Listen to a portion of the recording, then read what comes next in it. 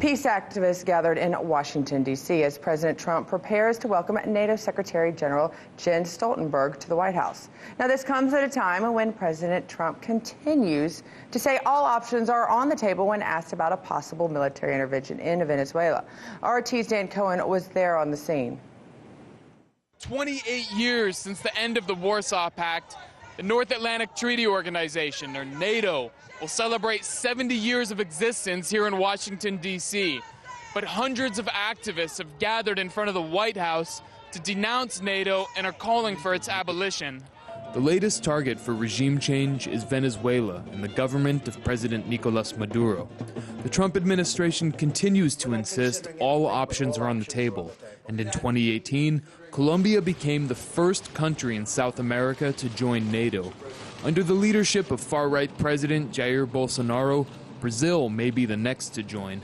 NATO is like an animal who just needs to kill more and more. You know, why is Colombia becoming partner with NATO now, and Brazil? You know, they're really, for their existence, they need more wars. I'm here actually to support Venezuela and President Maduro because you know, that will be the next target of NATO. Even if it doesn't make any sense, they might go there. We are from our beginning, 70 years long, against NATO, which is the war machinery of imperialism, the armed wing of imperialism, committing crimes all over the world with a long record, especially after '91, after the dissolution of the Soviet Union. Hands up, Venezuela! Hands up, Venezuela! Activist Kevin Zeese recently returned from a solidarity trip to Venezuela.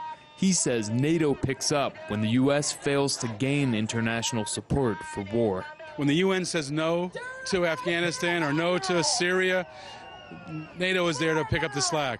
When the Security Council says no to Venezuela, I have no doubt they're talking about what they can do in Venezuela this week.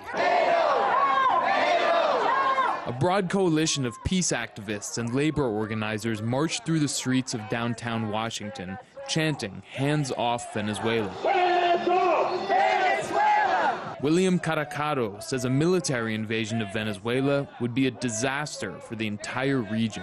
That will be affecting not only Venezuelan people, but also will be affecting the entire region. Colombia will be affected, Brazil will be affected, the Caribbean islands will be affected. This is not this is not a game. This is something that will be affecting the entire continent. And I believe that is the worst thing that could happen.